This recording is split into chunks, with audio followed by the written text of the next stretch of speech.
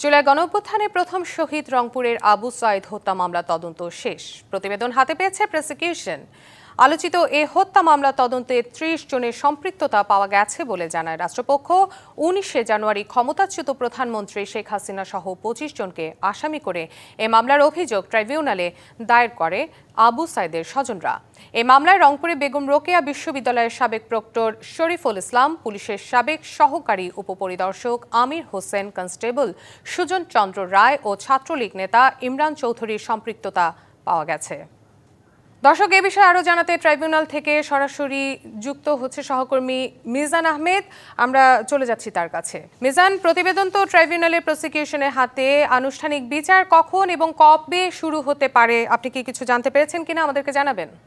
যেমনটি আপনি দর্শকদের জানাচ্ছিলেন, আসলে প্রথম শহীদ আবু সাঈদ রংপুর বেগম রোকেয়া বিশ্ববিদ্যালয়ের ইংরেজি বিভাগের 12তম ব্যাচের এই শিক্ষার্থীর যে সাহসী আত্মত্যাগ, সেই আত্মত্যাগটা অনেকটাই ছিল সেই হ্যামিলিয়নের বাঁশিওয়ালার মতো।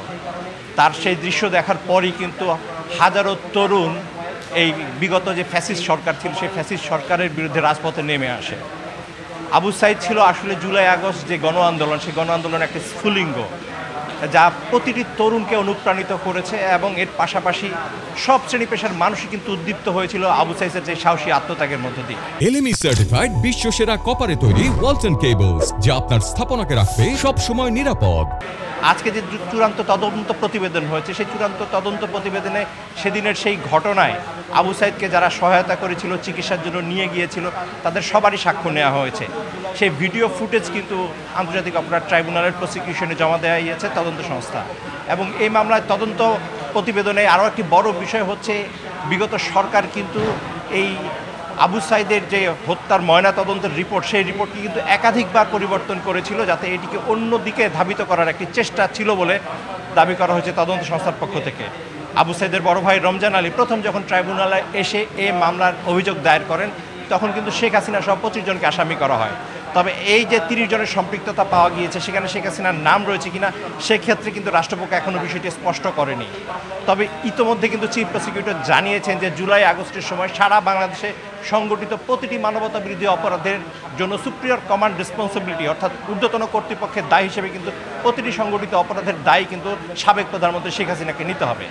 তবে আজকে চিফ প্রসিকিউটর এখন পর্যন্ত আন্তর্জাতিক অপরাধ ট্রাইব্যুনালে আসেনি। যিনি প্রসিকিউশন অ্যাডমিন গাজী এম.এইচ তামিম কথা হয়েছে তার সাথে, তিনি তেমনটি বলেছেন যে চূড়ান্ত তদন্ত প্রতিবেদন তারা পেয়েছেন কিন্তু 24 জুন, এবং তারা সেটি এখন ফাইনাল টাচ দিচ্ছেন এবং চুলচেরা বিশ্লেষণ করছেন, এবং চুলচেরা বিশ্লেষণ করেই কিন্তু তারা সেটি ট্রাইব্যুনালের রেজিস্ট্রার বরাবর দাখিল করবেন, এবং রেজিস্ট্রার বরাবর দাখিল করার পরেই কিন্তু এটি আদালতে উঠবে, এবং আদালতে ওঠার পর সেই বিষয়ে শুনানি হবে, এবং শুনানি শেষে আদালত যদি সেই অভিযোগটি আমলে নেয়, তাহলেই কিন্তু অভিযোগ গঠনের যে পরবর্তী প্রক্রিয়াগুলো, সেই পরবর্তী প্রক্রিয়াগুলো অনুষ্ঠিত হবে।